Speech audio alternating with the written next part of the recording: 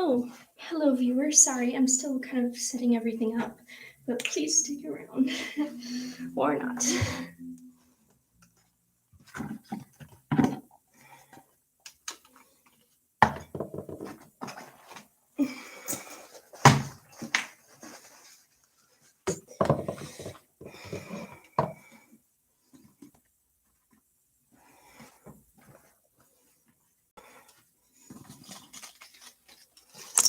Oh, crap. Well, that's just wonderful. Drops a bunch of sewing needles all over the place. Well, that shouldn't... let's just hope I don't step on any or anything like that, because needless to say, that would not be good.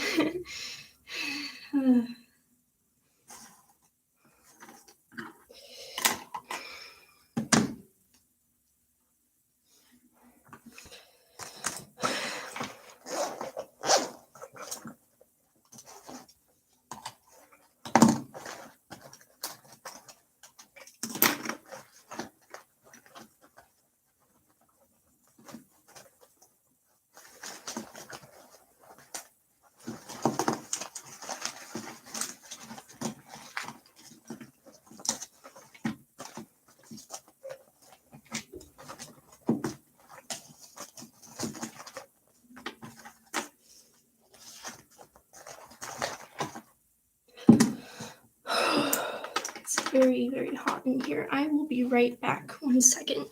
Let me put some stream music on.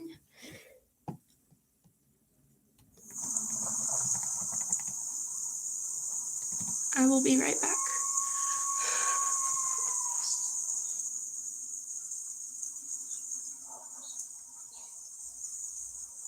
And I forgot what I was going to do again. What was it? Oh, yes.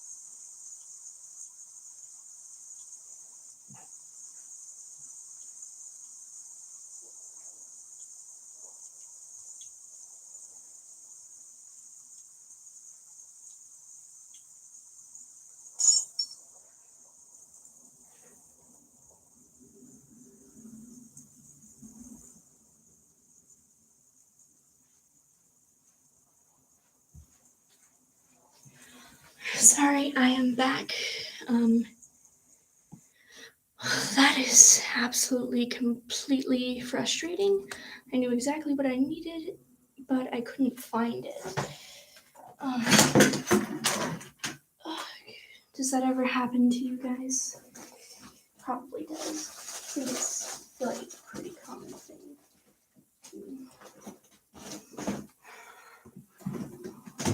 See, I'm still trying to find it.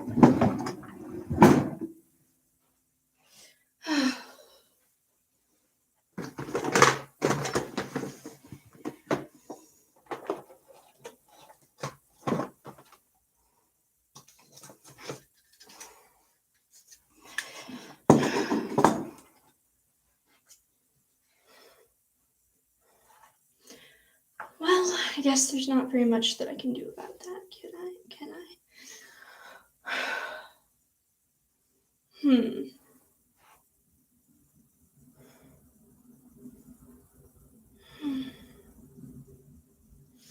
Anyways, one moment again. As you can tell, I was totally not prepared for this stream at all. It's okay. It'll be fine. It's fine.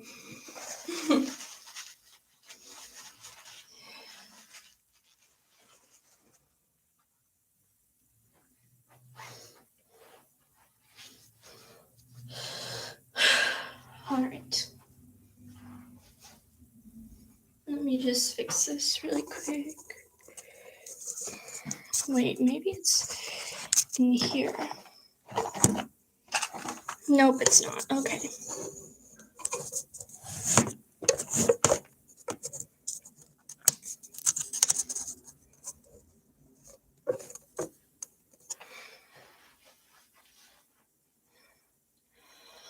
All right. Whew.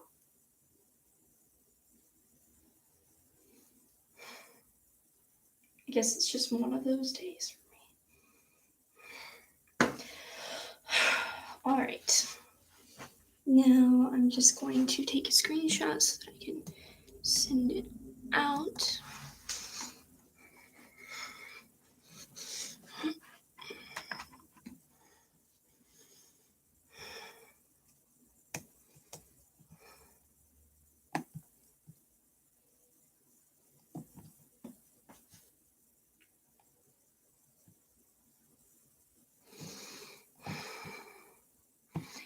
And I'm going to go ahead and post that. Sorry if you hear any background noise.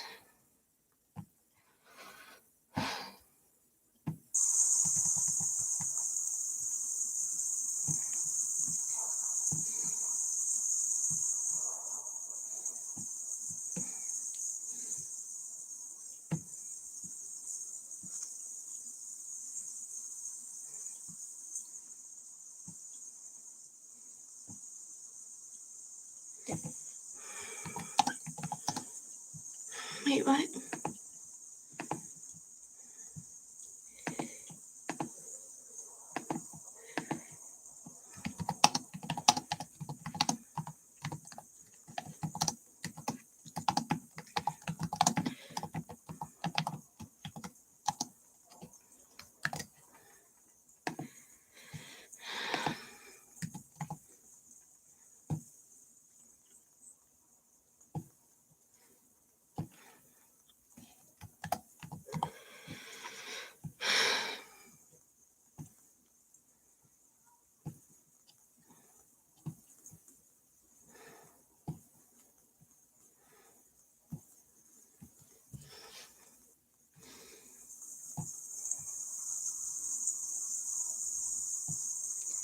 All right.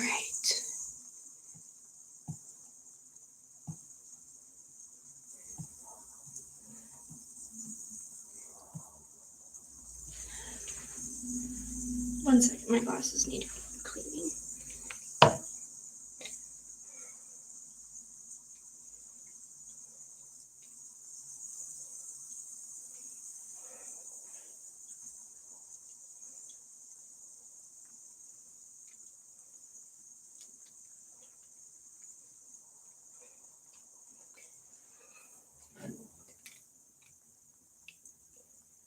also think I just remembered where I put the thing that I was looking for, so I will be right back.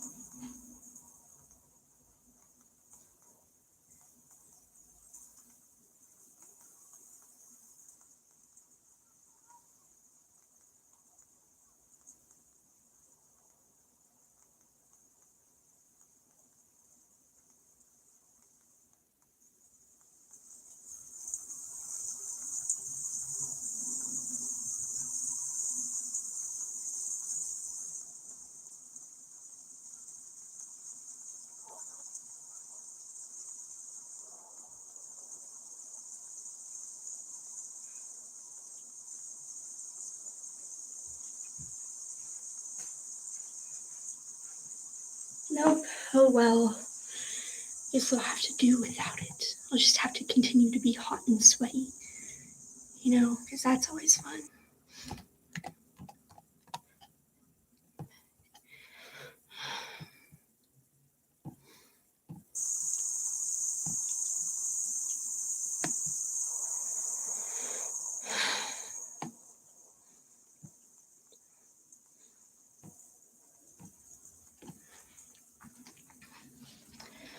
Alright. Almost ready to get started.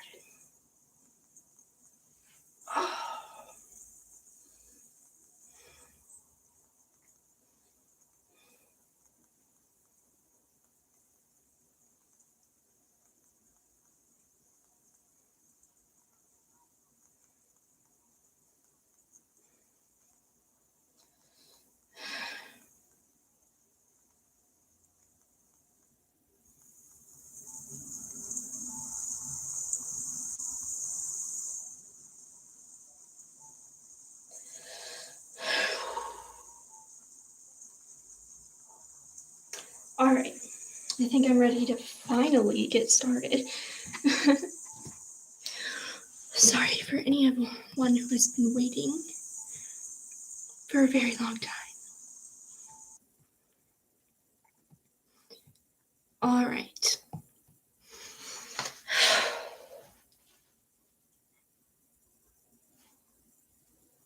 So, in case you didn't know, I am BlueMoonMonsoon, but you can call me Moony. And today we're going to be finishing up a stream that I started yesterday, which is reading the newest philosophy text. Well, the newest text that I have been given to read for my philosophy class, or been assigned to read for my philosophy class. It shouldn't take too long, although it took surprisingly longer than I thought it would yesterday.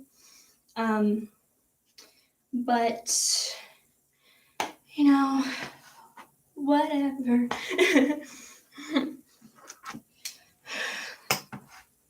Also, I hope everyone had a wonderful day, or is having a wonderful day, and I had an okay day. Alright, so we have like 5 pages left of the text to finish reading. And let me just give you a little overview of what we had already discussed in the text.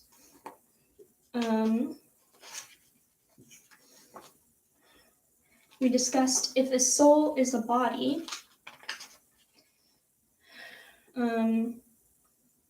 if a human soul is something subsistent,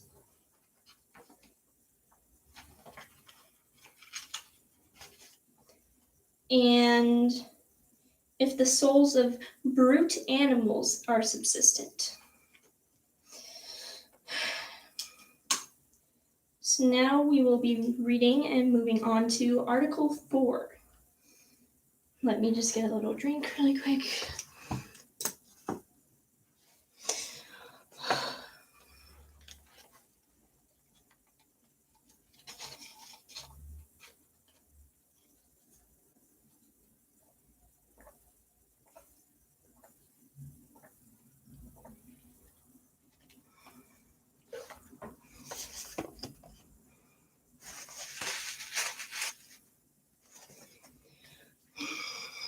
All right. Let's begin with our long, boring reading. All right, Article 4. Is the human soul the man? I don't know. Let's find out. It seems that the human soul is the man. What the heck does that even mean? I guess we'll be finding out right here. Okay.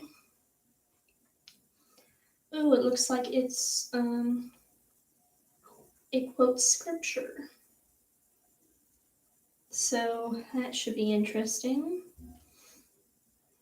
Oh, right. One more thing that I should probably bring up on my computer for the stream, because I had trouble with this last time as well, is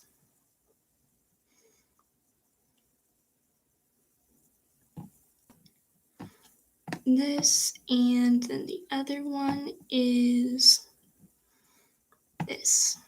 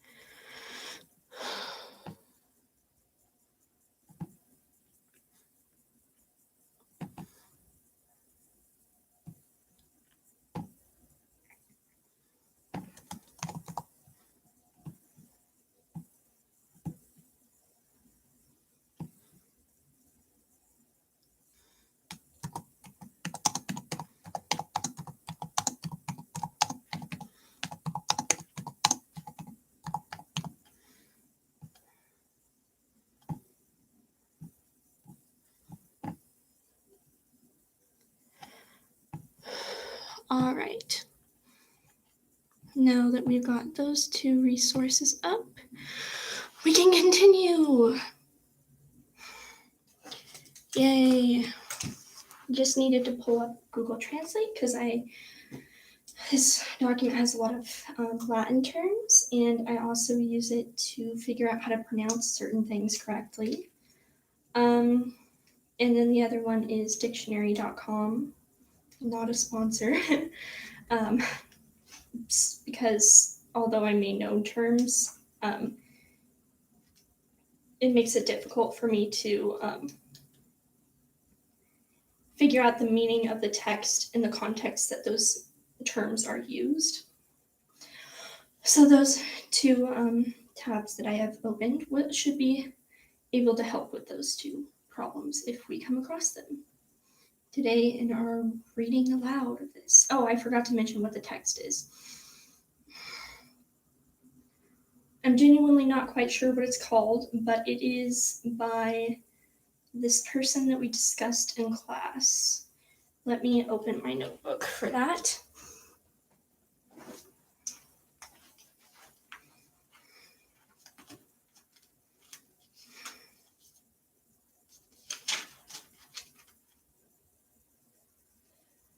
Aquinas, Thomas Aquinas. I don't know if I'm pronouncing it correctly, but it's spelled, his last name is spelled Aquinas. So I'm just going to call him Aquinas, although I don't know if that's actually the pronunciation of how his name is supposed to be pronounced. But anyways, he wrote the text that we are going to be reading today.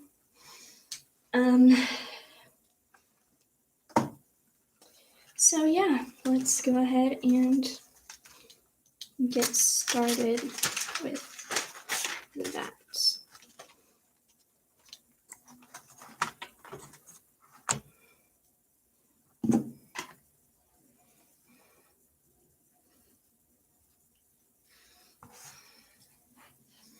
All right. Objection 1. It quotes a Bible verse, I assume. 2 Corinthians chapter 4, verse 16 says, Though our outward man is corrupted, yet the inward man is renewed day by day. But what is inward in a man is the soul. Therefore, the soul is the interior man. Okay?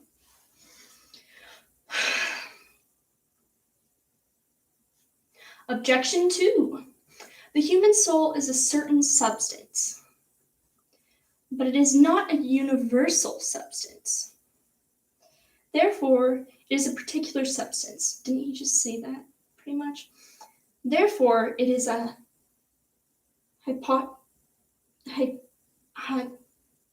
hiatus or I gotta look this one up. Oh, hello, new viewer. Hope you are having a great day. Or not. They always leave. You know, every time they leave, I'm just like... They ask you how you are, you just have to say that you're fine. And you're really fine. And you just can't get into it because they would. Anyways, let's look up this term and everything. Where was it? It kind of reminds me of hypothesis, the way that it's spelled and everything.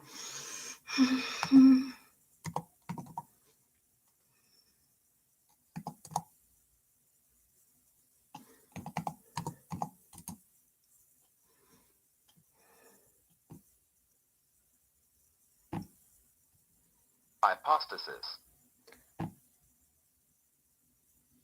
Hypostasis. Hypostasis. Oh, look, it's under metaphysics. Definition is something that stands under and supports, foundation, or the underlying or essential part of anything as distinguished from attributes, substance, essence, or essential principle. All right.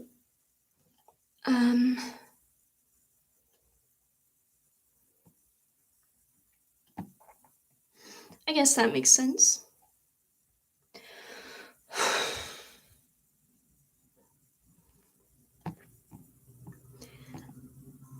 The more you know, right? All right. Let's get back to this philosophy text.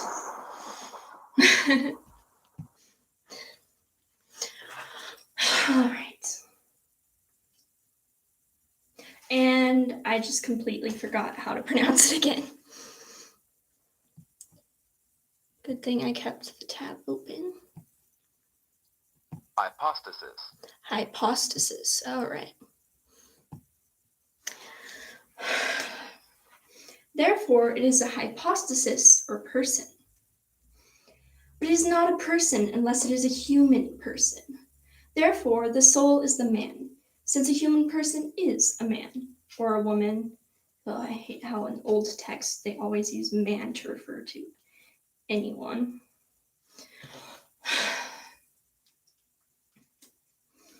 Anyways, but contrary to this, in more Latin, great. De civitate de,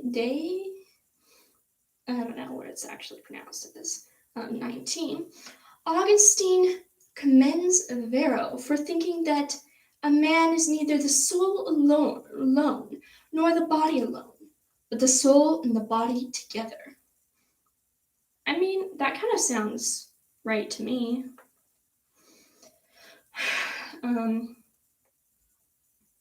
I respond. There are two ways to understand the claim that the soul is the man. To understand the claim that the soul is the man. In the first way, it is understood to mean that A, man is a soul, and yet that B, this man, wait, that doesn't make any sense. One moment again.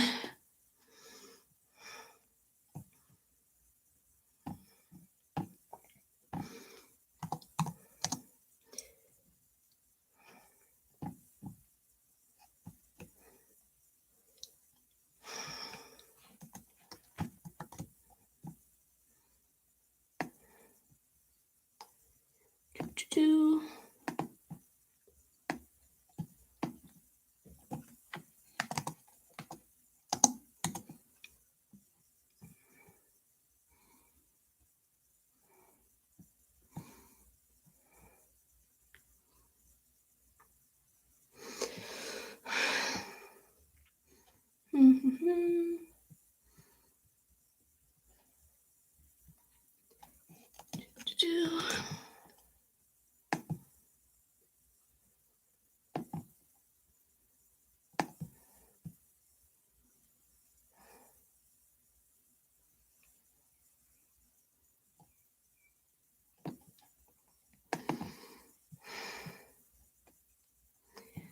do they pronounce this?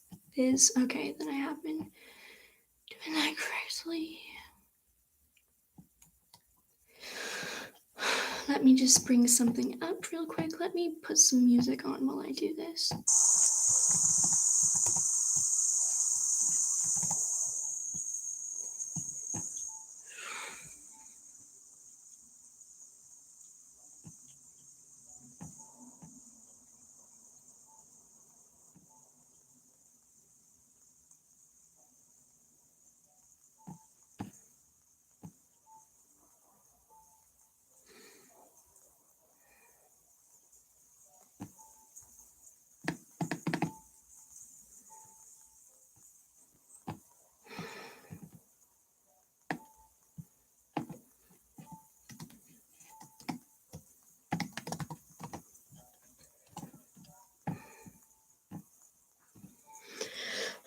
All right.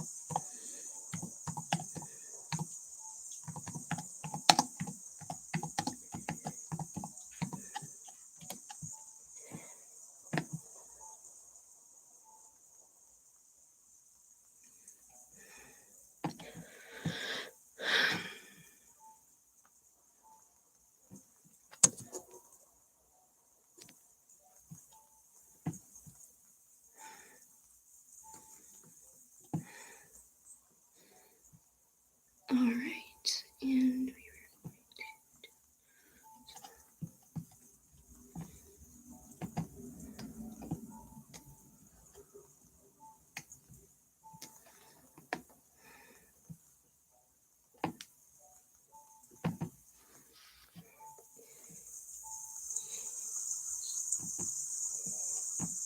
we're also going to see.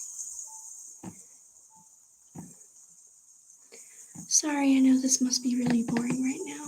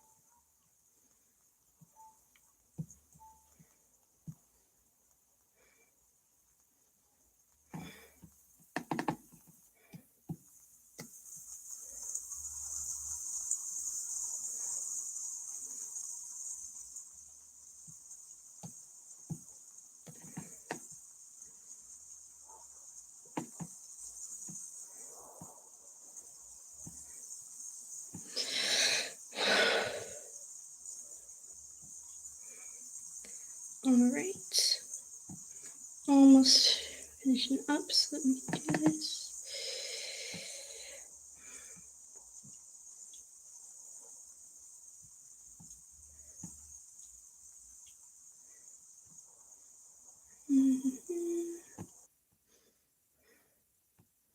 All right.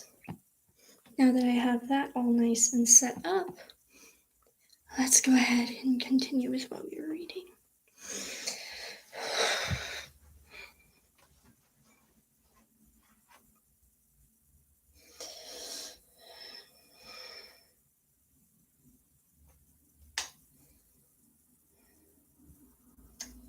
And yet that this man, for example, Socrates, is not a soul, but is instead composed of a soul and a body.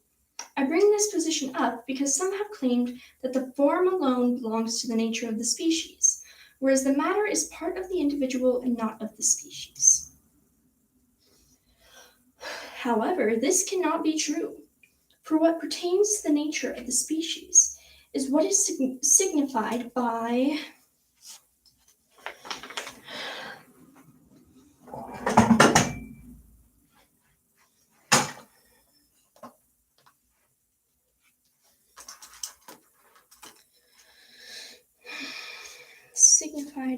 sorry, I have to flip the pages every time,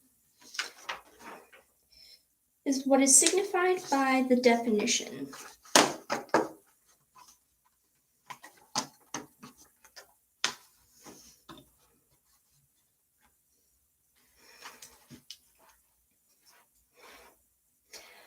But in the case of natural things, the definition signifies both the form and the matter, and not just the form.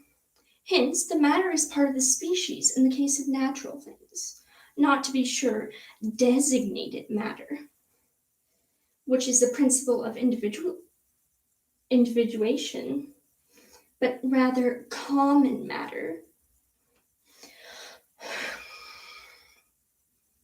For just as it is of the nature of this man to be composed of this soul and this flesh and these bones, so it is the nature of man to be composed of a soul and flesh and bones. Since whatever belongs to the substance of the species must belong in a general way to the substance of all the individuals contained under that species. Makes enough sense. One second.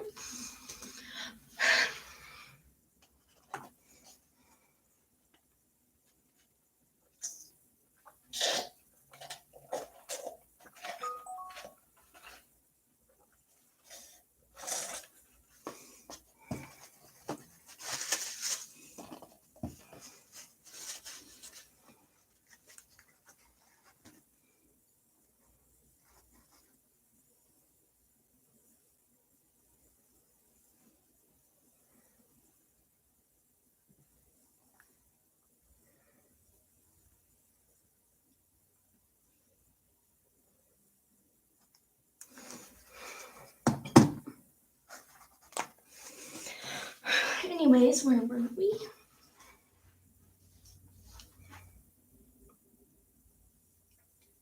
In the second way, the claim that the soul is the man is understood to mean that this soul is this man. To be sure, this claim could be sustained if one asserted that the sentient soul's operations are its own without the body, since in that case all the operations attributed to the man would belong to the soul alone. But it is the entity that performs the entity's operations. Hence, it is the man that performs the man's operations. It makes no sense. But it has been shown that an act of sensing is not an operation belonging only to the soul. Therefore, since sensing is one of the man's operations, even if not his proper operation, it is clear that a man is something composed of a soul and a body, and is not the soul alone. However, Plato, who claimed that sensing is proper to the soul, was able to hold that a man is a soul making use of a body.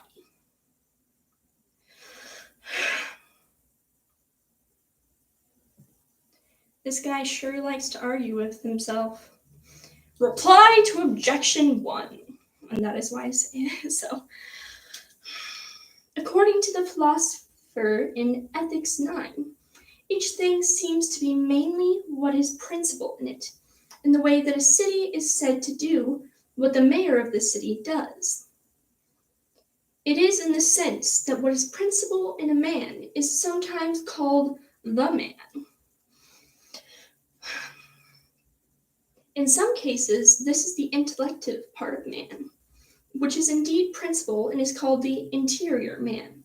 And in other cases, it is the sentient part along with the body, which is principal in the opinion of those who are engaged only with sensible things. And the latter is called the exterior man.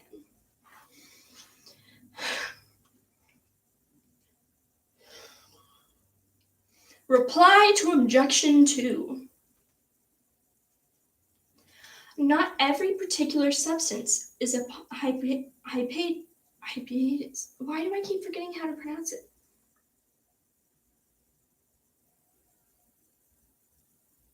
Hiatus? I'm just going to pretend that's what it is. Or a person. I can't believe I have to keep... One moment.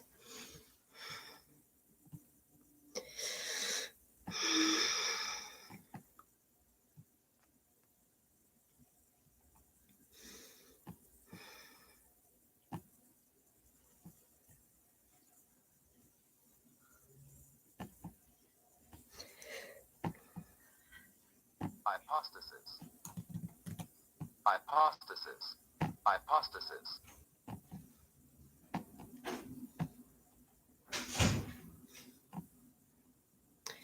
Just gonna make it so that I can hear it multiple times whenever I need to.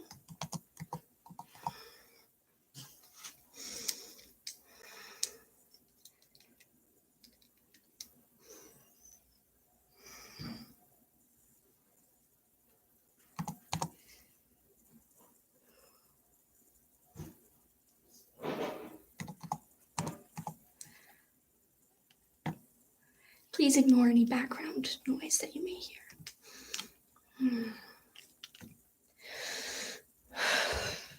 Okay. Let's hear it one more time so I can pronounce it correctly.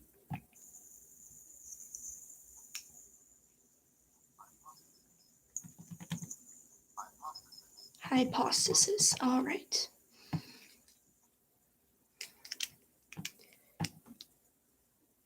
Oh gosh, I am literally dripping with sweat. It is so hot in here.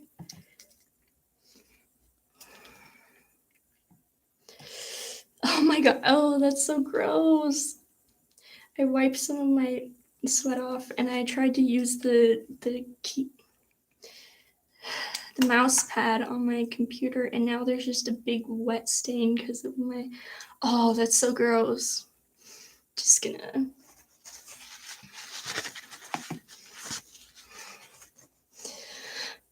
This is why I was spent so long looking for that fan that I couldn't find.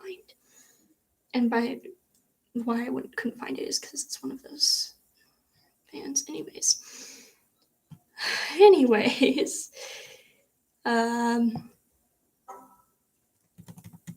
let's get back to what we were doing.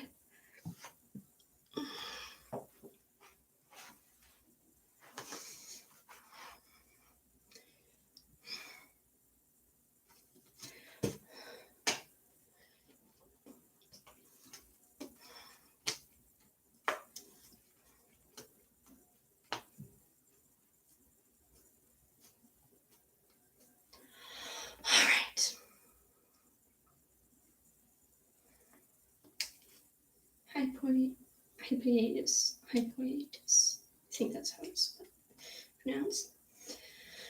Rather, a hypostasis or person is a particular substance that has the complete nature of a species. Hence, a hand or foot cannot be called a hypostasis or a person. And likewise, neither can a soul, since it is part of a human nature.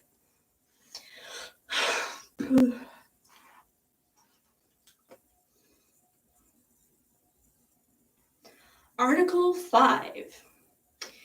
Is a human soul composed of matter, and form? It seems that a human soul is composed of matter and form. Well, thanks. Let's just head out since you already gave us the answer. Nope, we have to hear a nice long explanation about it instead. Yay. So excited to hear it. All right. Objection 1. Potentiality is contrasted with actuality. But everything that exists in actuality participates in the first actuality, and that's italicized for some reason, who is God, and through participation in whom all things exist and are good and are alive. As is clear from Dionysius's teachings and the Divinis Nomibus. I don't know, it's in Latin. I don't speak Latin. Wish I did.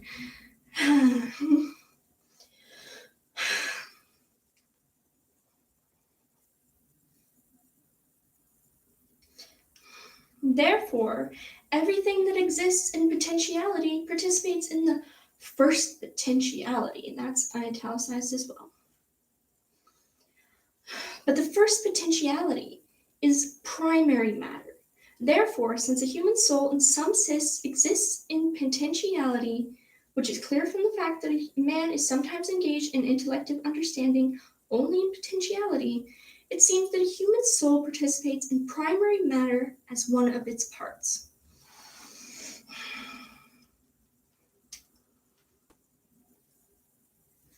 One moment.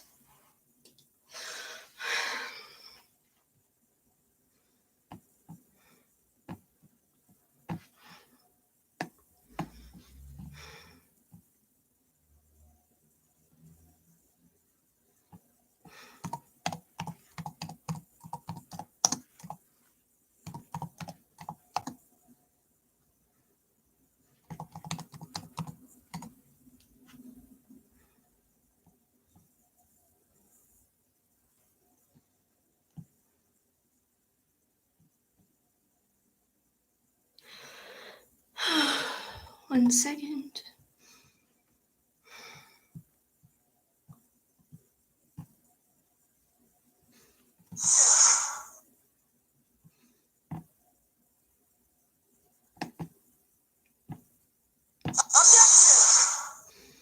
There we go.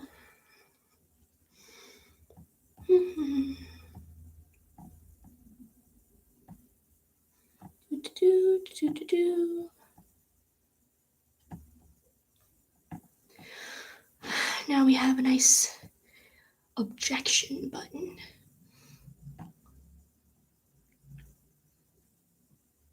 All right. I really wish I could open my soundboard on like my phone or something, but I can't. And so then I wouldn't have to keep coming to the computer to play any sound effects. But unfortunately, I don't have that option. So just bear with me, okay?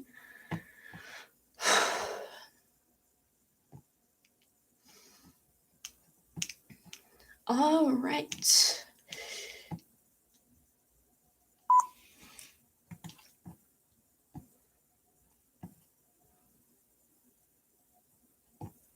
Anyways,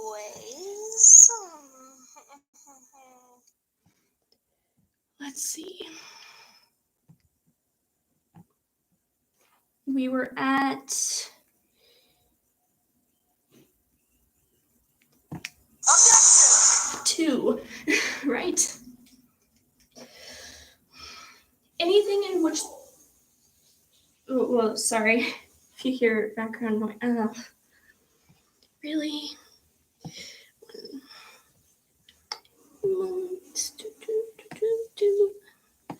This is not going very well, is it?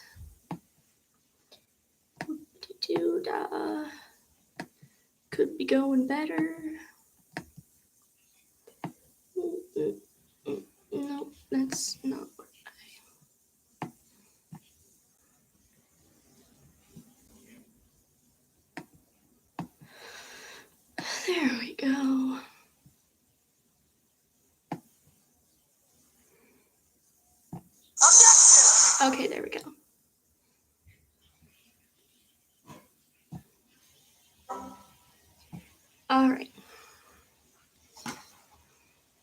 Let's keep reading. Anything in which the properties of matter are found is such that matter is found in it, but the properties of matter are found in a soul. These properties are to be a subject and to undergo change. For a soul is the subject of knowledge and of virtue, and it undergoes a change from ignorance to knowledge and from vice to virtue. I have this feeling like I'm gonna burp, but I'm not burping, and it's weird.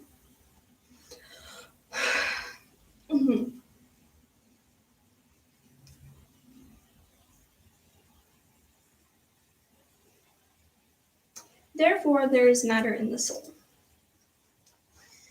All right. Objection! 3.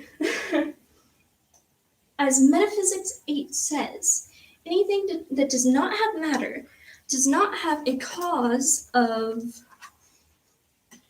Gotta flip the page again.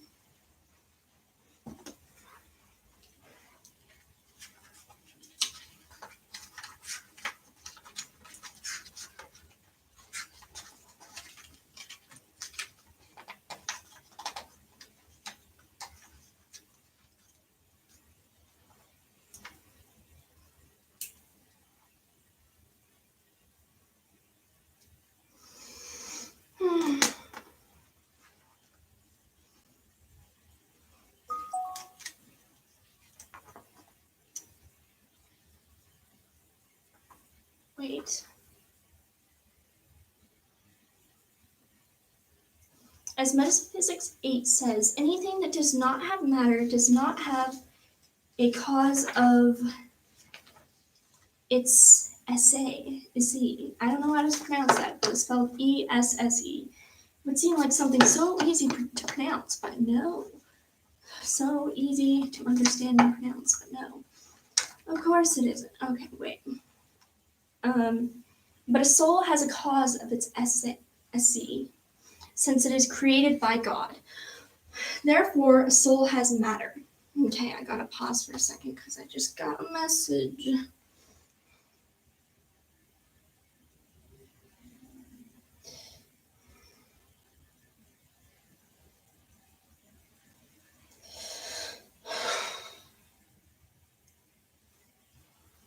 Anyways, where were we?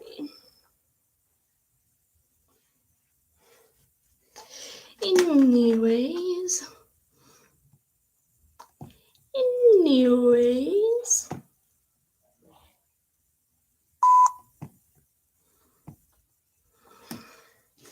We are now on Objection! 4. Anything that is just a form and does not have matter is pure and infinite actuality. But this belongs to God alone. Therefore, a soul has matter. But contrary to this, in Supergenism and Literum 7, I don't know how to pronounce those. I'm not even sure if they're in Latin or not, but okay, whatever.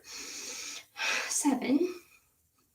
Augustine shows that a soul is made neither from corporal matter nor from spiritual matter. All right? I respond, a soul does not have matter.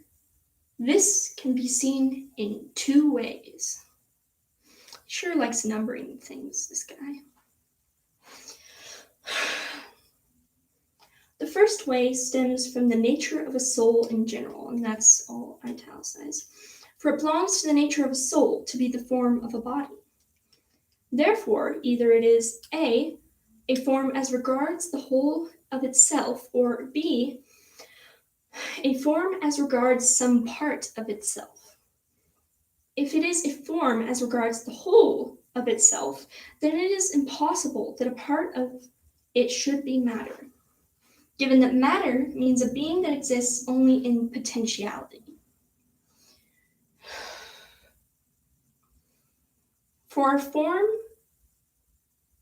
qua form, QUA. Don't know how to pronounce that either. Why do they just have to like sprinkle in all these like random Latin terms? It's really not helpful. You know what I mean? Anyways, form is an actuality, whereas what exists just in potentiality cannot be part of an actuality. For potentiality is incompatible with actuality, since it is divided off against actuality. On the other hand, there's that hand again. If a soul is a form as regards some part of itself, then we will call that part the soul, and we will call the matter of which it is primarily the actuality, the first animated thing. I'm going to take a seat now, actually.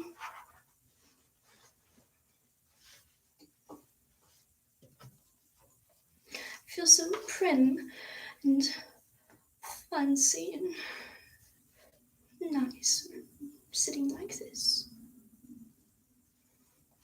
So pristine. Anyways, the second way stems from the specific nature of a human soul insofar as it is intellective. That's also italicized. For it is clear that whatever is received in a thing is received in it according to the mode of the receiver. So each thing is such that there is cognition of it insofar as its form exists in the one who has cognition of it. But an intellective soul has cognition of an entity in that entity's nature, taken absolutely speaking. For instance, it has cognition of a rock. Nice little rock got you. Has cognition of a rock insofar as the rock is a rock, taken absolutely speaking. Therefore, it is the form of a rock, taken absolutely speaking. 1 second.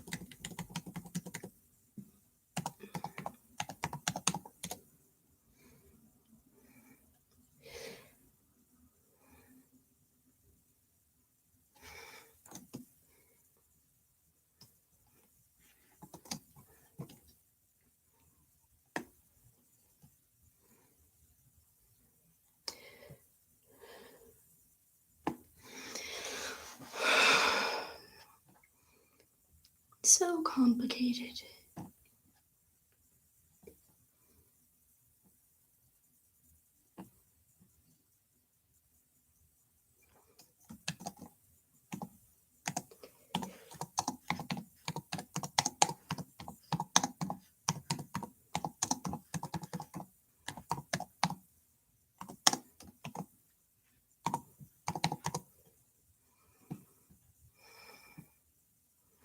All right, so we're just gonna go ahead and open that.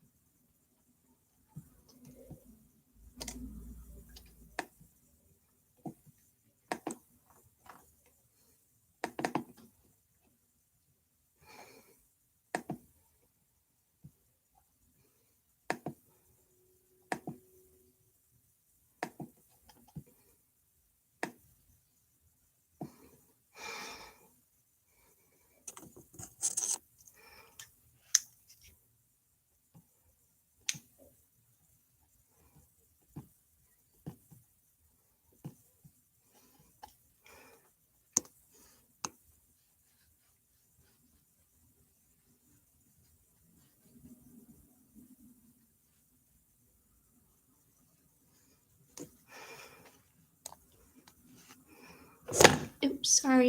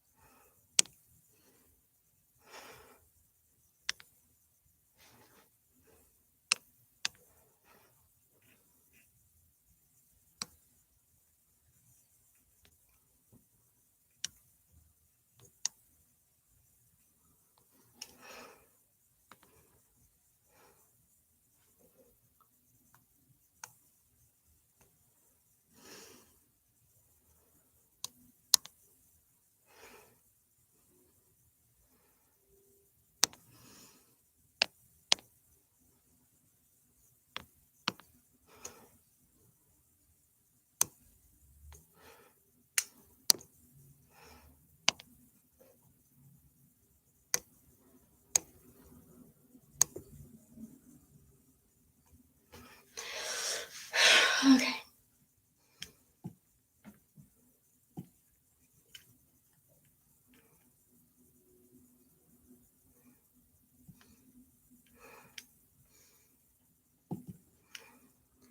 I continue to always get myself distracted. Let me put some music on while I'm doing this.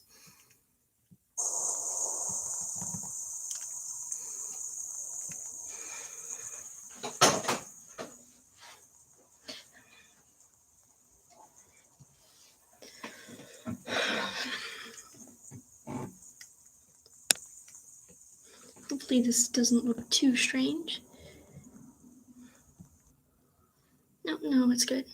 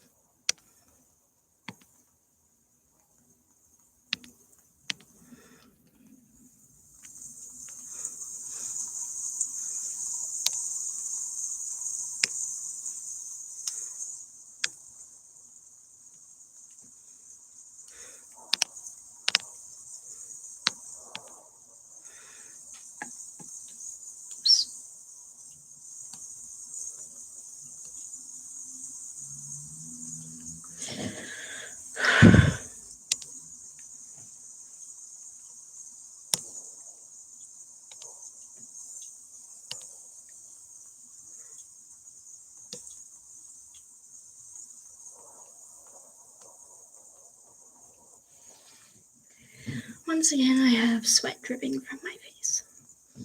Wonderful.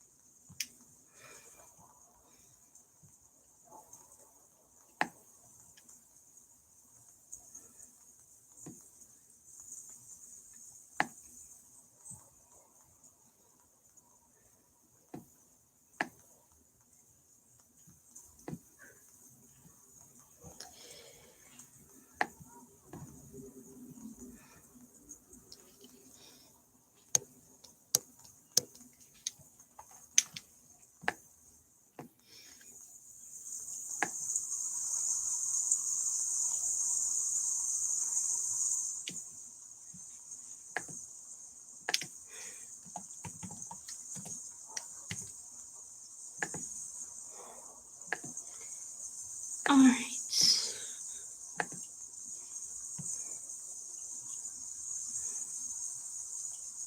Hello. Sorry, I've been a bit distracted. This may not be the most interesting stream because, in all honesty, I am reading aloud my philosophy text to my newest philosophy assigned text aloud. And right then I was looking up some terms that I needed to know for it. Understandable.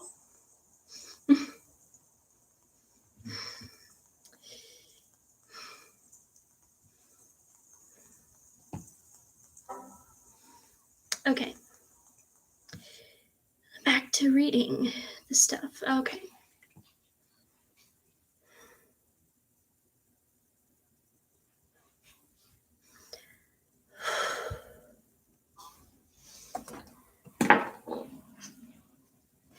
Let's see, where were we?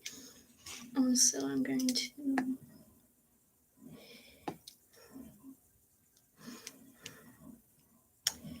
All right.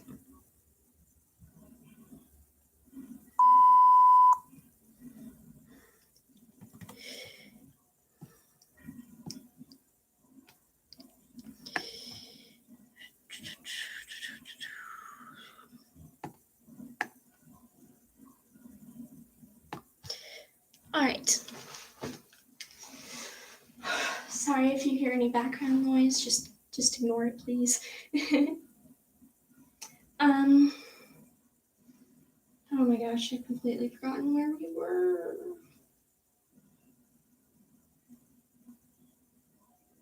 I think we were somewhere around here.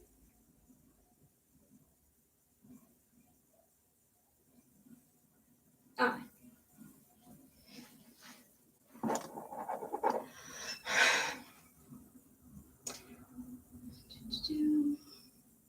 Therefore, it is the form of a rock taken absolutely speaking, in other words, according to its proper formal notion, that exists in the intellective soul. Thus, an intellective soul is a form absolutely speaking, and not something composed of matter and form. For if an intellective soul were composed of matter and form, then the form of the things would be received in it as individuals. And so the soul would know them only as singulars, just as happens in the case of sentient powers, which receives the forms of things in a corporal organ. For matter is a principle of individuation for forms.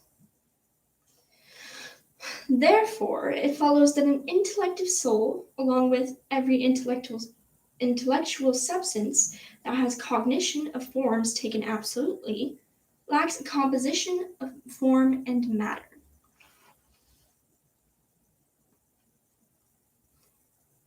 Reply to Objection 1.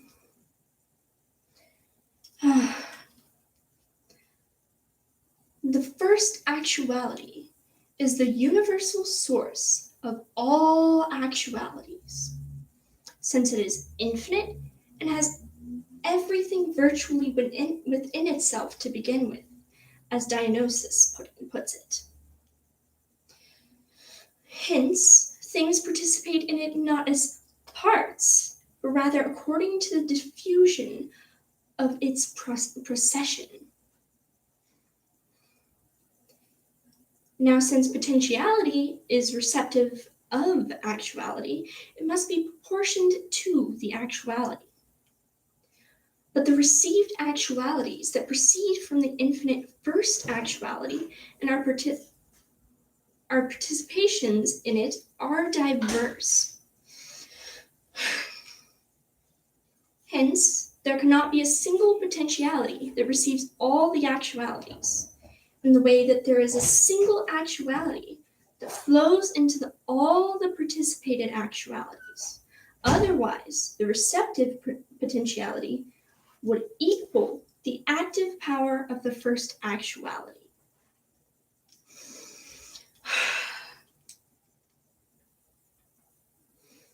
However, the receptive potentiality that exists in an intellective soul is different from the receptive potentiality of primary matter, as is clear from the differences in what is received. For primary matter receives individual forms, whereas the intellect receives from absolutely speaking. Hence, a potentiality of the sort that exists in the intellective soul does not indicate that the soul is composed of matter and form. But does it really matter?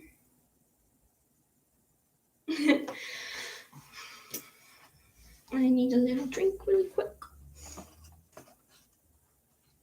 Hope everyone watching is having a good day.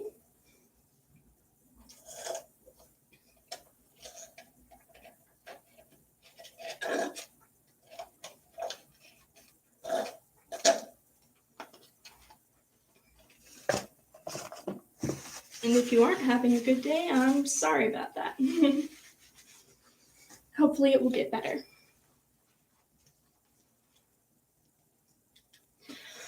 All right, continuing on with reply to objection 2. To be a subject and to undergo change belong in matter insofar as it is in potentiality. Therefore, just as an intellect's potentiality is different from a primary matter's potentiality, so the notions of being a subject of and undergoing change are different in the two cases. For it is insofar as it is in potentiality with respect to intelligible species that the intellect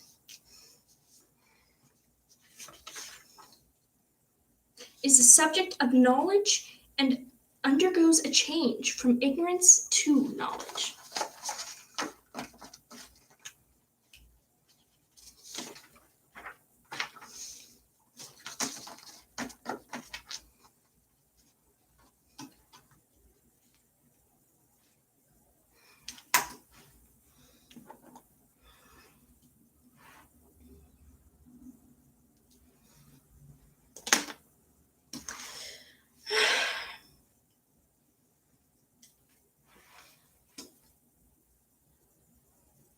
I feel like I need to burp again, but I'm not burping. Never mind then, excuse me. Reply to objection 3. Woo, yay. The form is a cause of the matters. Okay, I really need to look up how to pronounce that, because it seems like it's going to come up more than just a few times. So let me look that up really quick.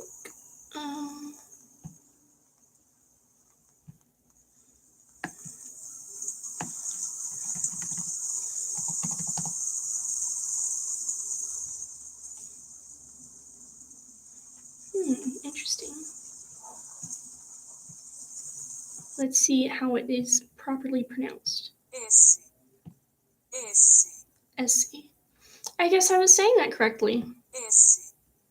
Interestingly enough, when I put it into Google Translate, it said it was Portuguese, and it said that the translation for it would be this, which is interesting, because SC, essence, stuff like that, that seems about right, you know? All right, back to reading.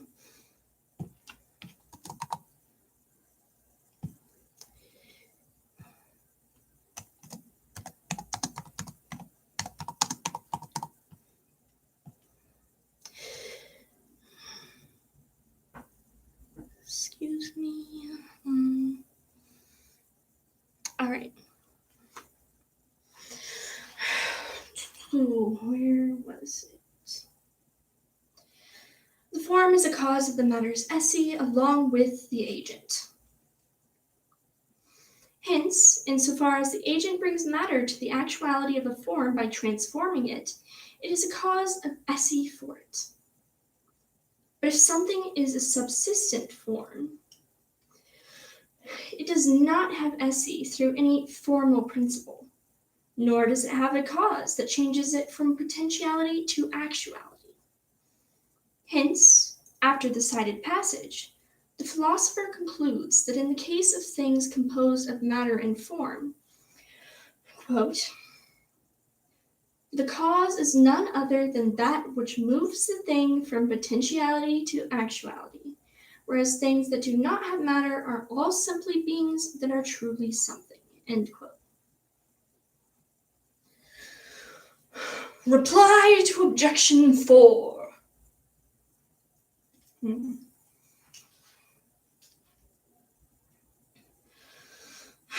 Everything that is participated in is related to what participates in it as its actuality.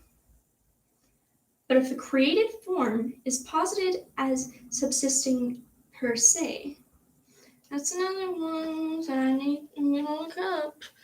Whoopee. Even though I'm pretty sure I'm probably saying that one correctly, I would like to make sure.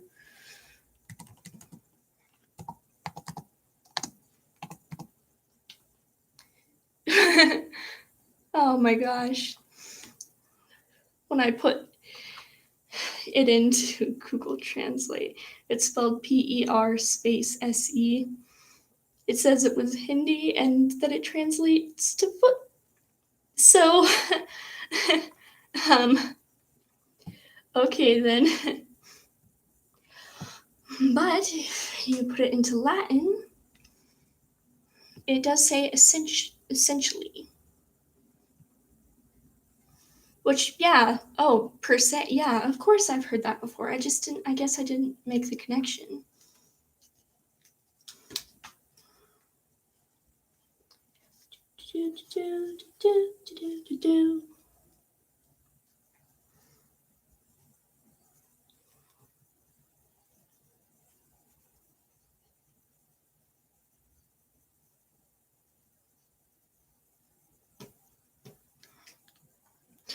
Let's see how to say it. Per se. Per se. Per Per se. se. I don't have that wonderful accent, so it's just per se. Per se. Per se. Per se. I don't know. I'm just going to say per se for it.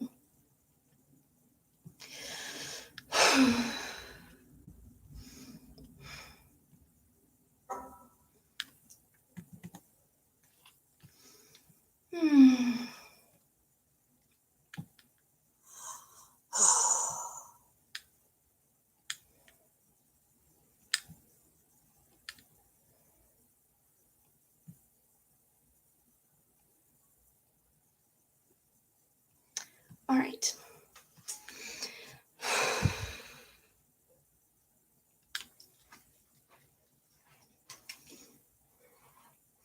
As subsisting per se, then it must participate in esse. Isse, right? Esse. Isse, esse, isse. I forgot how to pronounce that one too. Oh, come on.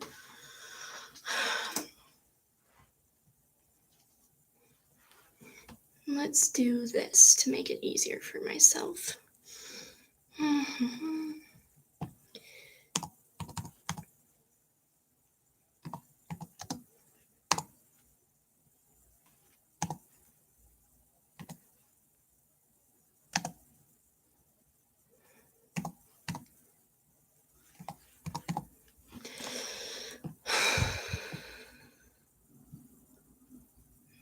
That's strange. Oh, there we go.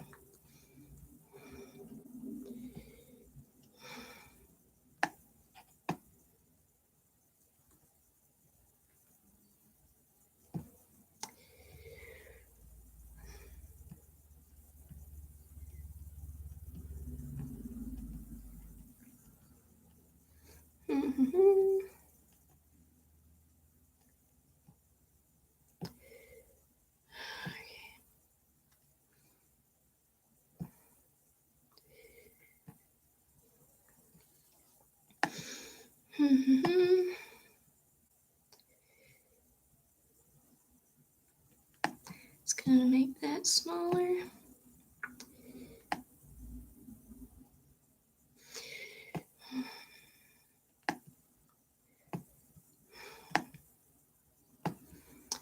All right.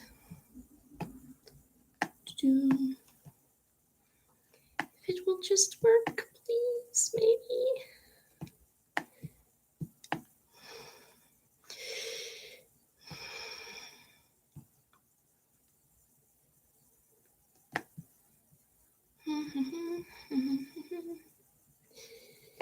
All right.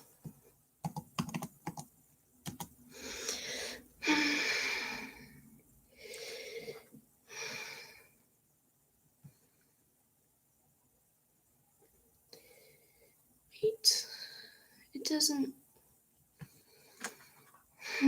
Strange.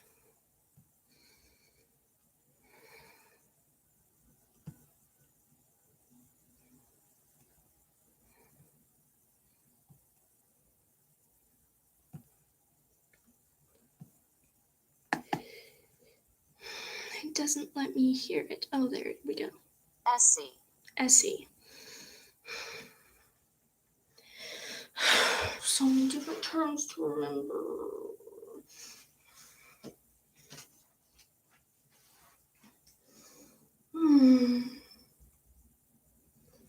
Since its very life, or whatever else is said of it, participates in SC itself, as Dionysius puts it in divinus nominis. Needless to say, it's some Latin or Greek name for a text, okay? Chapter 5. Now, participated SC is limited to the capacity of that which participates. Hence, God alone, who is his own SC itself, is pure and infinite actuality. On the other hand, in intellectual substances, there is a composition of actuality and potentiality, not, to be sure, a composition of form and matter, but rather a composition of form and participated SC.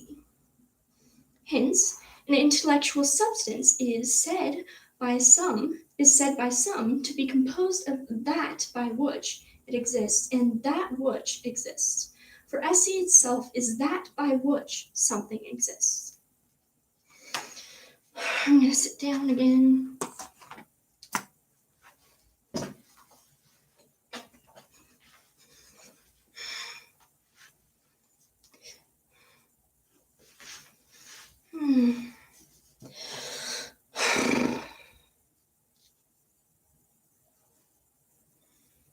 My brain right now is really just like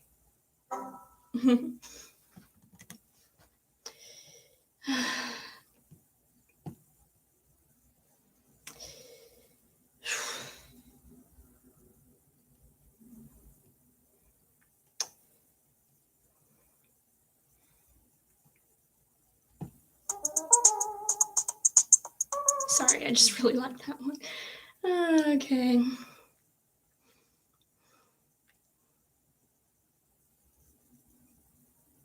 Okay.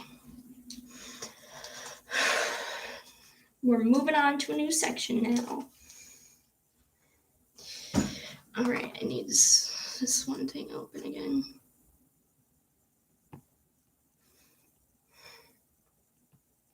Okay, Article 5.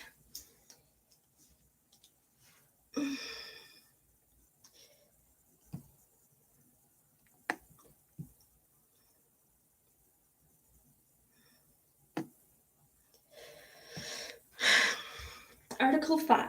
Oh, Article 6, actually. Is the human soul corruptible? Yeah, probably. Anyways, his opinion is, it seems that the human soul is corruptible. Okay. He agrees. All right. Objection 1. Things whose principles and processes are similar seem to have similar ends as well. But the principle of generation for men is similar to the principle of generation for beasts, since they are made from the earth.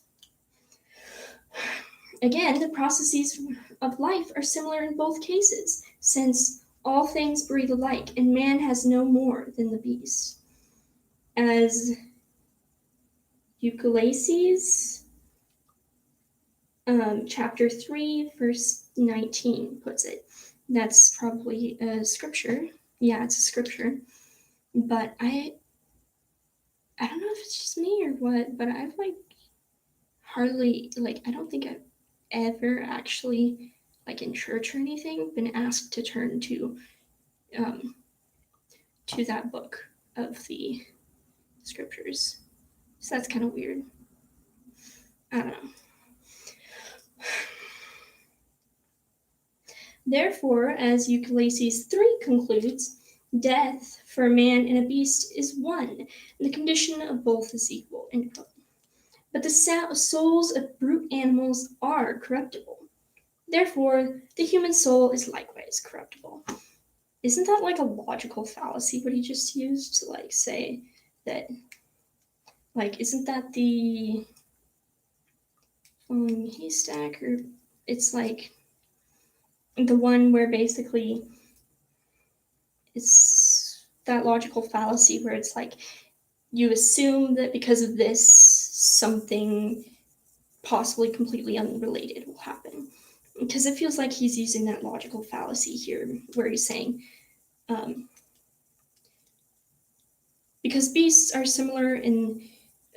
and humans are similar in these certain ways, it makes sense that they would be similar in this way also, which seems like a logical fallacy to me, although I understand what he's talking about and where he gets that.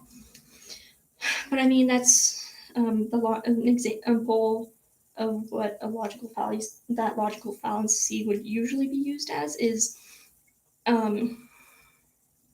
what is it? Let me think of a good example again.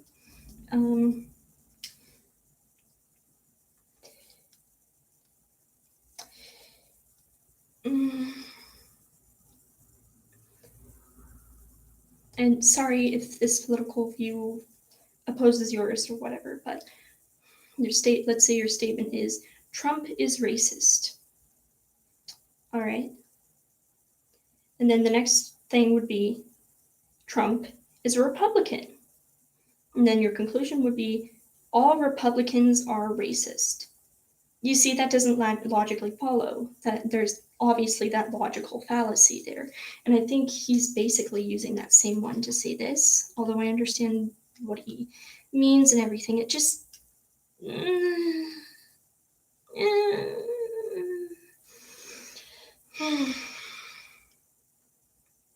Anyways, moving on to two. Everything that is made... Oh gosh, Latin. I'm not even going to try and pronounce this one. I'm just going to spell it out for you guys. EX space NIHILO is reducible to nothingness, since the end must correspond to the beginning. But as Wisdom chapter 2 verse 2 says, we are born from nothing, which is true not only with respect to the body, but also with respect to the soul. Therefore, as that same passage concludes, after this we shall be as if we had never existed, even with respect to the soul. Obviously, that's another Bible verse or scripture verse or whatever. Moving on to 3. No entity exists without its proper operation. But the soul's proper operation, which is to understand intellectually in conjunction with a phantasm, I keep hearing that one, and I don't think the definition for it is what I would usually find the definition for it to be. So let's actually go ahead and look that one up. Just to make sure.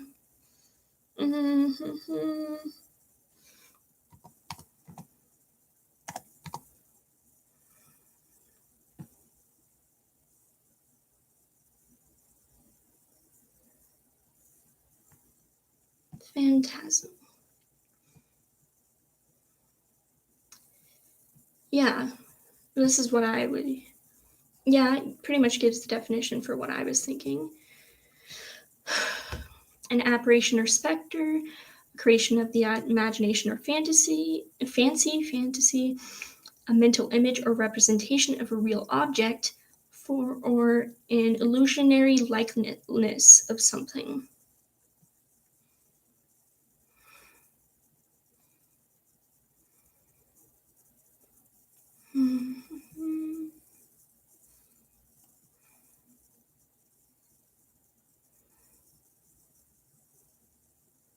Oh, I just found another definition for it that might be more applicable.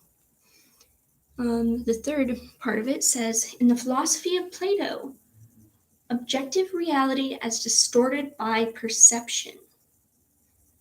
All right, that seems about right. Let's go ahead and take a screenshot of that so that we can have that to look at.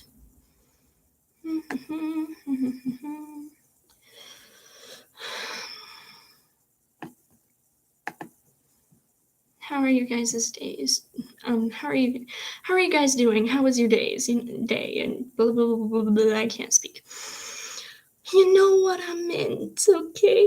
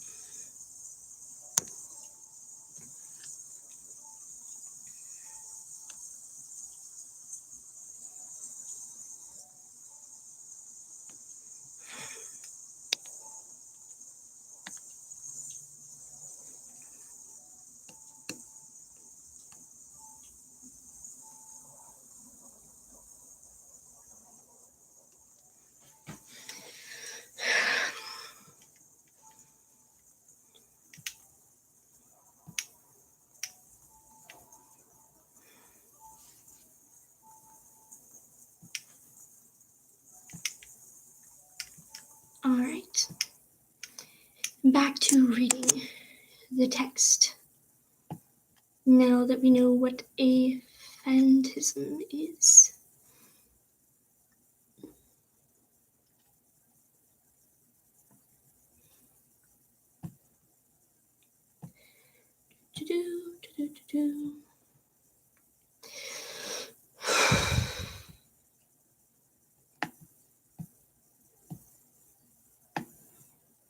All right.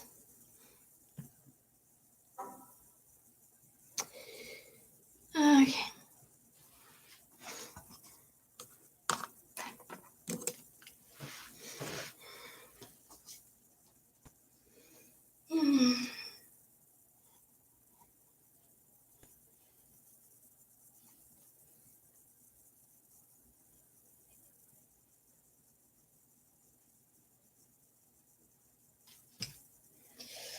All right.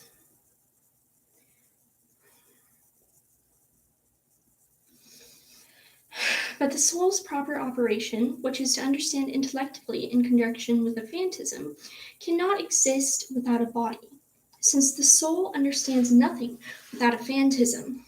And as De Anima says, there is no phantasm without the body. Therefore, the soul does not remain after the body has been destroyed. I disagree with this, but I guess my opinion probably doesn't matter in this sense. So, but whatever. Moving on to. Objection! Oh, actually, no, there's no objection next. Sad. I can't use my sound effect now. I guess I just.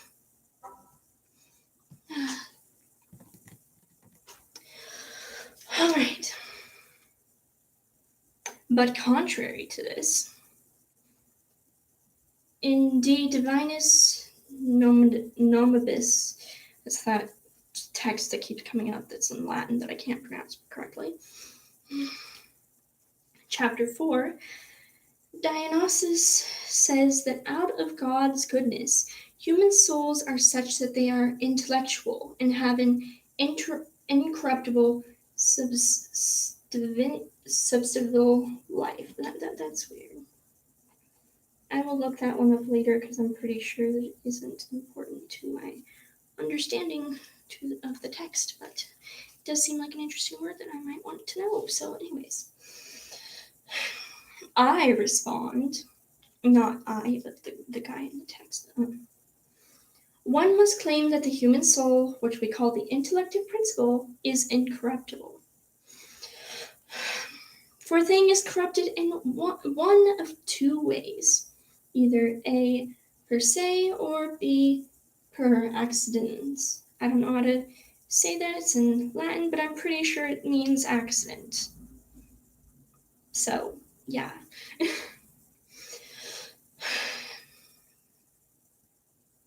So if that part comes up again, I'll probably say by accident instead. Just say that. But it is impossible for anything subsistent to be generated or corrupted by accident.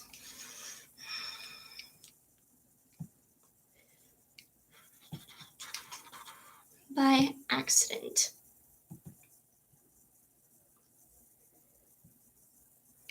In other words, alright, sorry, I have to keep minding myself. Corrupted by accident. In other words, generated or corrupted because something else is generated or corrupted. For being generated and being corrupted belong to a thing in the same way as does its SC, which is acquired through generation and lost through corruption. At least this page actually ended on a nice sentence with a period, so I don't have to cut myself off in the middle of a sentence while I'm putting the pages in correctly.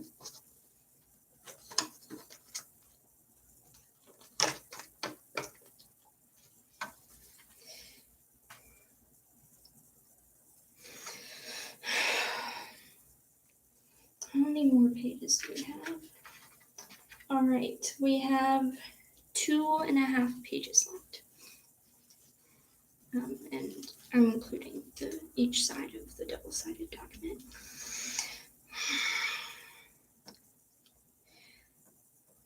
Hence, that which has esse per se can be generated or corrupted only per se. Whereas things that do not subsist, such as accidents and material forms, are said to be made and corrupted through generation and corruption of composite things. Now it is shown above, I assume there's supposed to be some picture or something there, that only human souls, and not the souls of brute animals, are subsistent per se. Hence, the souls of brute animals are corrupted when their bodies are corrupted, whereas the human soul could not be corrupted unless it were corrupted per se. What did we say the definition for per se it was again. I keep forgetting everything. That's probably just what I know.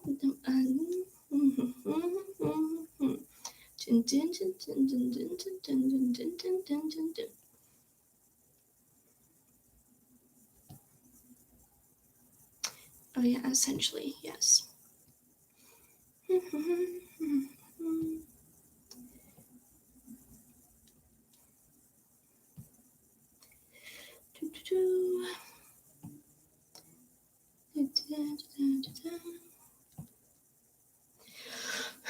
Alright, per se is essential.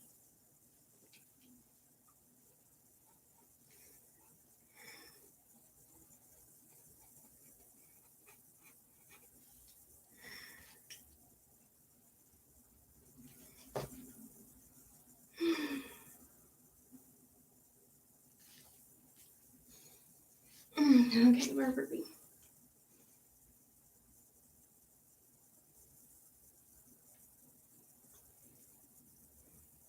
Whereas the human soul could not be corrupted unless it were corrupted essentially, or per se. However, this is wholly impossible, not only in the case of the human soul, but in the case of any substant thing that is just a form. For it is clear that what belongs to a thing because of its very self is inseparable from that thing. But SC belongs per se to form, that is to say, to actuality. This is why matter acquires SC in actuality to the extent that it acquires form, whereas corruption occurs in it to the extent that form is separated from it.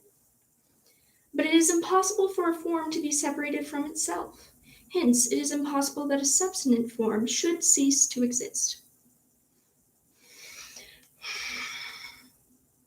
Even if one conceded that the soul is, as some claim, composed of form and matter, he would still have to claim that it is incorruptible. For there is corruption only where there is contrariety. Yeah, I'm reading that correctly, I believe. Since instances of generation and corruption are from contraries to contraries, hence the celestial bodies are incorruptible because they do not have a matter that is subject to contrariety. But there cannot be any contrariety within the intellective soul. Why not? Anyway, sorry. For it receives essay in its own mode, and the things that are received in it exist without contrariety.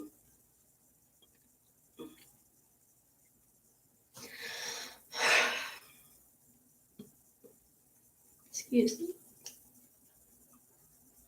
For within the intellect the concept of contrarieties are not themselves contrarieties. Rather, there is a single science of the contrarieties. Therefore, it is impossible for the intellective soul to be corruptible. Again, an indication of this can also be found in the fact that each thing naturally desires esse in its own mode, but in things with cognition, desire follows upon cognition. Now, the senses have cognition of esse only in the here and now, whereas the intellect apprehends esse absolutely speaking and with respect to all of time. Hence, everything that has an intellect naturally desires to exist anyways, but a natural desire cannot be in vain. Therefore, every intellectual substance is incorruptible. 1 second.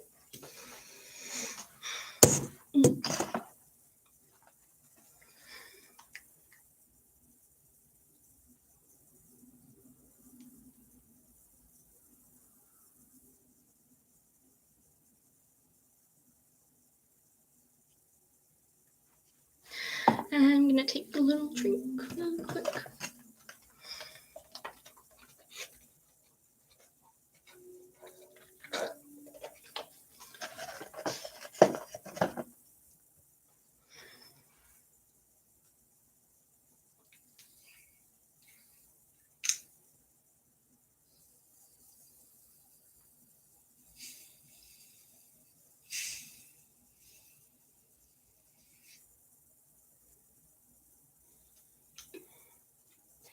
I opened my soda can, my sodas very carefully ever since the Sprite explosion.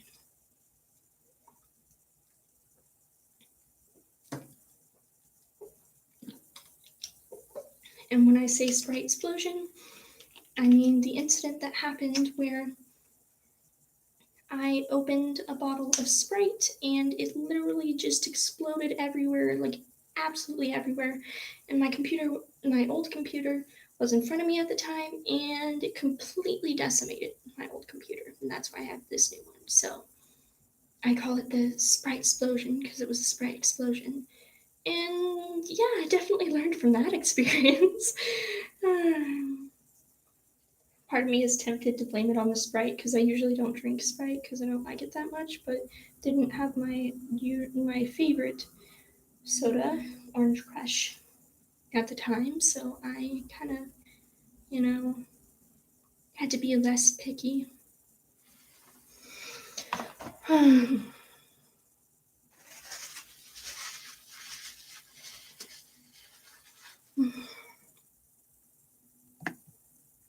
Hello.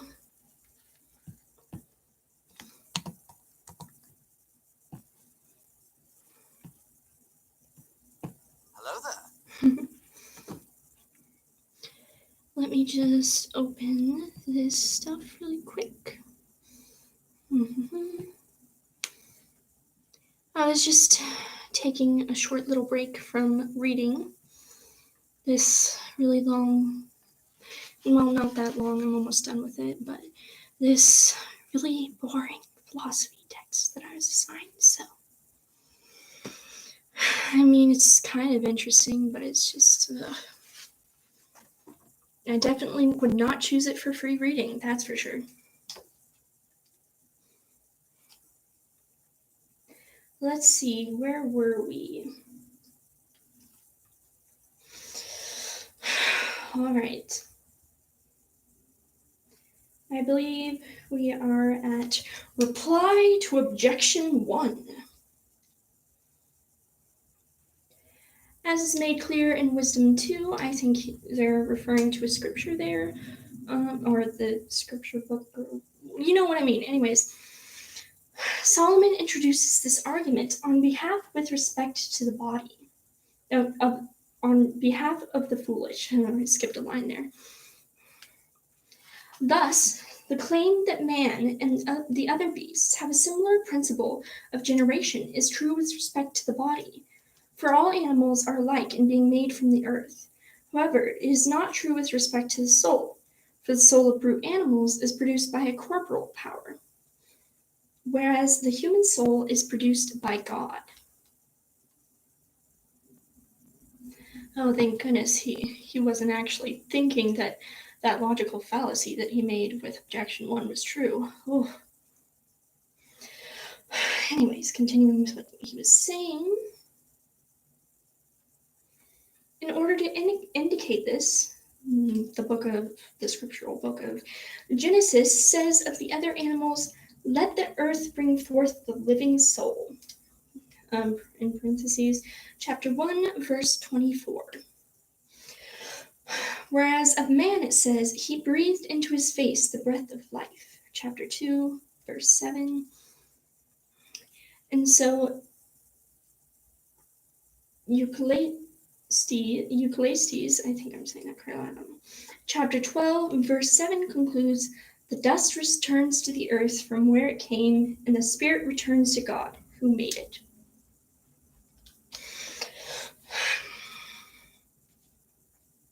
Likewise, the process of life is similar with respect to the body. On this score, Euclides, chapter 3, verse 19 says, all things breathe alike, and Wisdom, chapter 2, verse 2 says, the breath in our nostrils is smoke. That's kind of an interesting image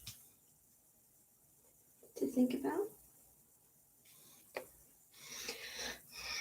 But the process is not similar with respect to the soul. For man, For man has intellective understanding, whereas brute animals do not. How do we know that for sure, though? Anyways. Hence, the claim that man has nothing more than the beast is false, and so death is similar with respect to the body, but not with respect to the soul. Moving on to reply to Objection! 2.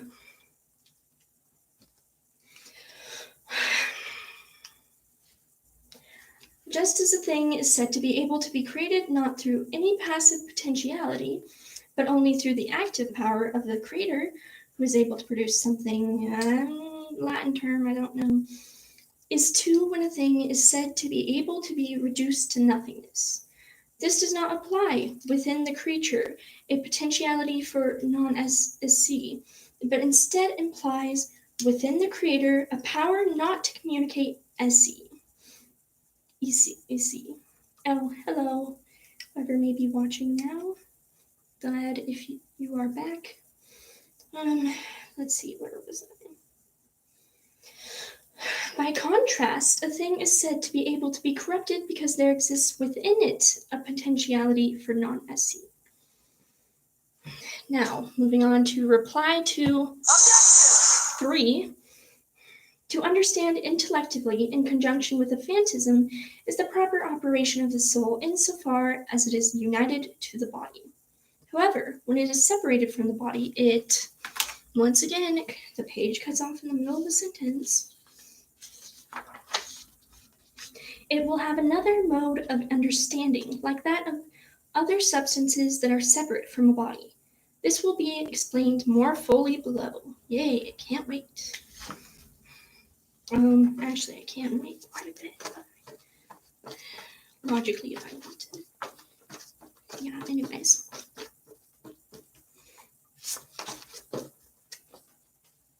We're almost done. Just this page and then a half a page, and then I will be done reading this. Yay.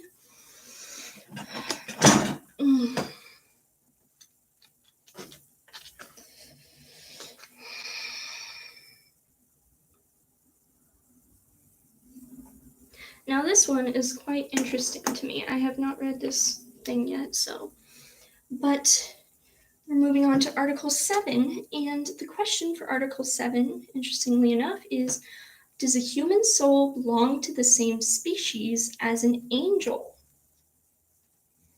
Quite an interesting thing to bring up, don't you think?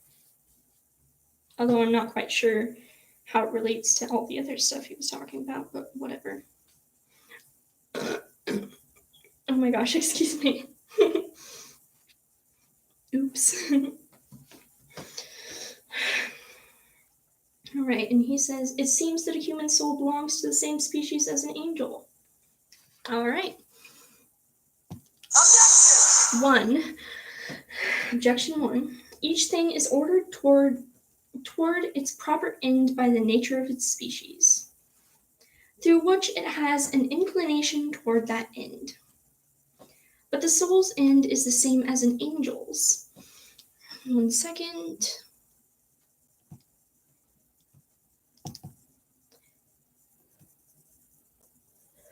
What the frick? Okay.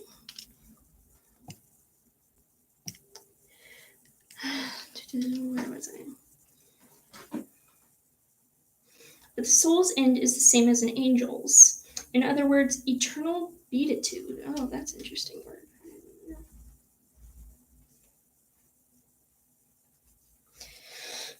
Therefore, they belong to the same species. Once again, one of those logical fallacies shows up. Objection. Oh, wait. I love this button. Objection! 2. The ultimate specific difference is the most noble, since it brings the nature of the species to completion. But in an angel and in a soul, there is nothing more noble than intellectual SE. Therefore, an angel and a soul agree in their ultimate specific difference. Therefore, they belong to the same species. All right. Objection! 3. The soul seems to... Oh, wait. I just read that. Oh, oops. No, wait, I didn't. This is so repetitive, I can't tell.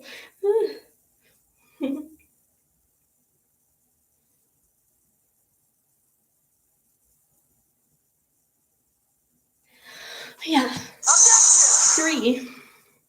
A soul seems to differ from an angel only in being united to a body, but since the body lies outside the soul's essence, it does not seem relevant to its species. Therefore, an angel and a soul belong to the same species.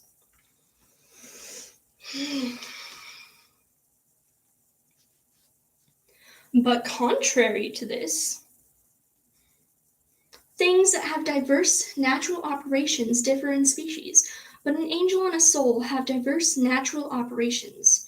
For as Dionysus, I keep wanting to call him Dionysus, like the Greek god of wine, but I'm pretty sure that's not his name. Anyways, says in that complicated Latin name for the text, or whatever, that I'm not going to try and read again. Chapter 7, angelic minds have simple and beatific attitudes of intellective understanding, not inferring their knowledge of God from visible things. End quote. Whereas a little later, he says the opposite about the soul.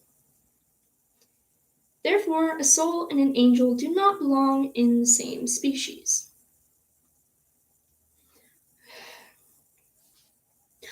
I respond, or he responds,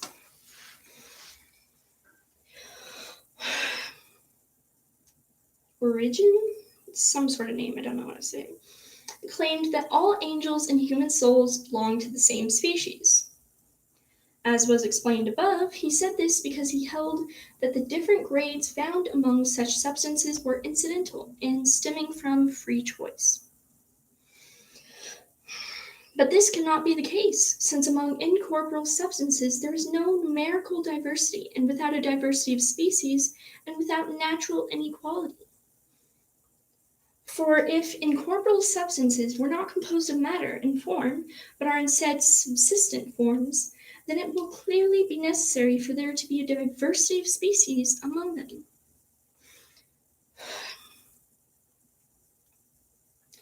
For it is unintelligible that there should be a separated form that is not the only one of its species, just as if whiteness were separated, then there would be only one whiteness, since this whiteness differs from that whiteness only because it is the whiteness of this thing or the whiteness of that thing. That example makes no sense to me. Anyways, now diversity in species is always accompanied by natural diversity. For instance, among the species of color, one is more perfect than another, and likewise for the other species. Wait, is he being racist? I'm so confused. Anyways.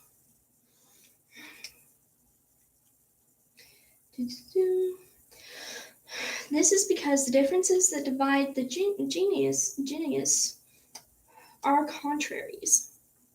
But contraries are related to one another as the perfect and the imperfect, since the sources of contrariety are, as Metaphysics 10 says, the disposition and corresponding privation.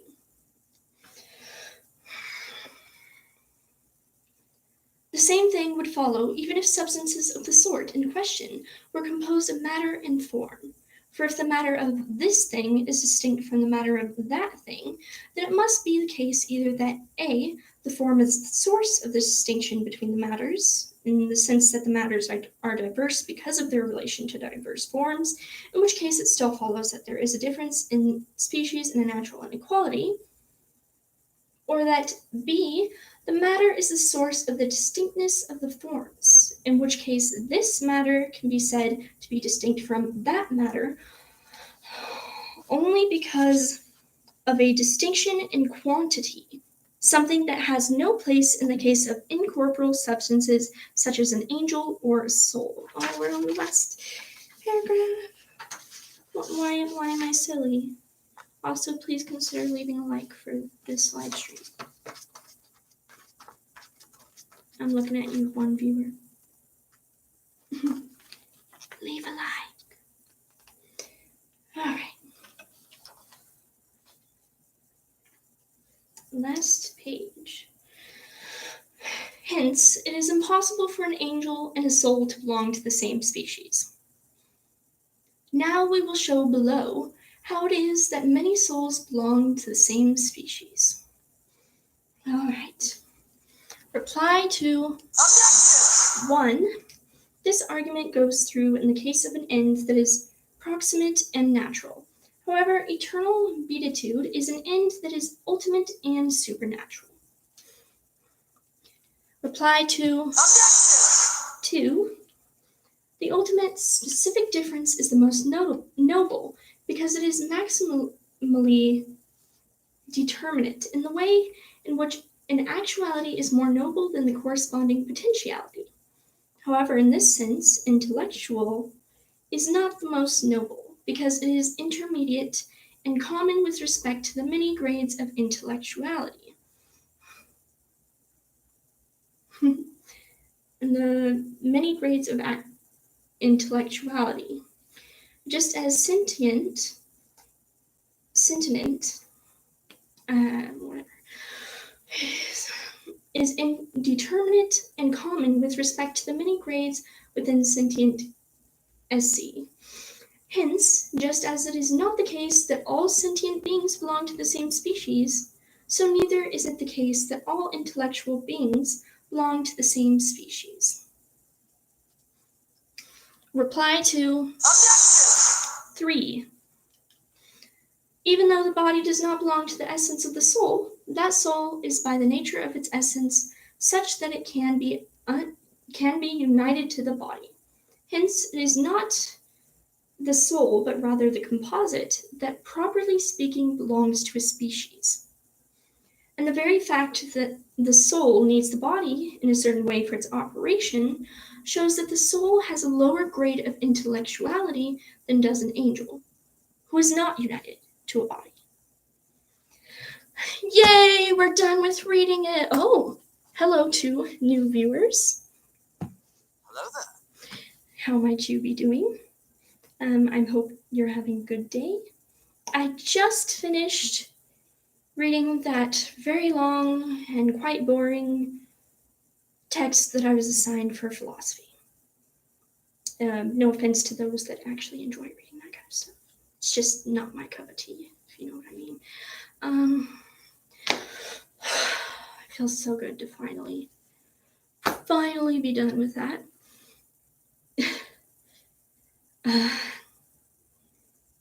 That's now is an inconvenient time to join this stream, ironically, even though 2 people did, because I'm probably going to be ending a stream in just very, very soon. So, the irony. But,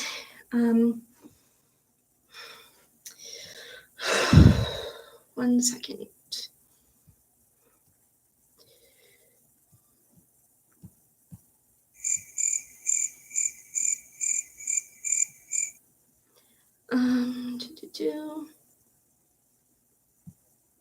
Checking in. I'm still a piece of garbage. Sorry.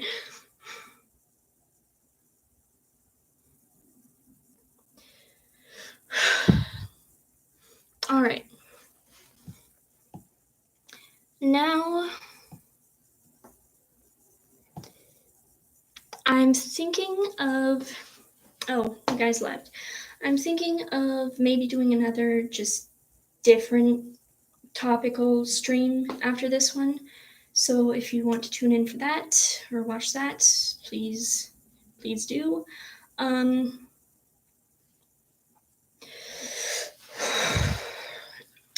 Just general things to review as far as my channel goes. If you do not know what this is, please allow me to explain. This heart pincushion represents the amount of subscribers I have for my channel. Now, for each one of these needles for sewing and pins and such, for each one of those represents a subscriber to my channel. Now, if you count them, you will see that there are currently, as far as I know, 9 subscribers to my YouTube channel right now.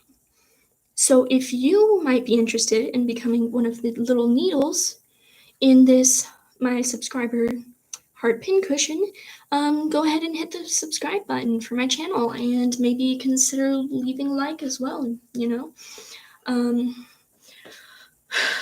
I quite enjoy when I get a new subscriber, getting to stab the heck out of this, so it's quite fun. So please consider becoming one of the new needles, one of my new subscribers. Alright, I think I'm going to be wrapping up my stream now. Might stream something else about a different topic, or doing something different right after this stream. I haven't quite decided yet, so if you might have an interest in that, please consider tuning in. Let's see, is there anything else that I wanted to cover? Not about what I was talking about earlier. Actually, what was I thinking about? Alright, yeah, I'll just end for now. Yeah, I do think that I'm actually going to do, even if it's just a very small or short stream, another stream about something else right after this. So please do stay tuned for that. As for this stream, I'm BlueMoonMonsoon, but you can call me Moony, and I wish you adieu. Bye. Bye, chat. Thank you for coming and watching. Please consider subscribing and liking. Bye.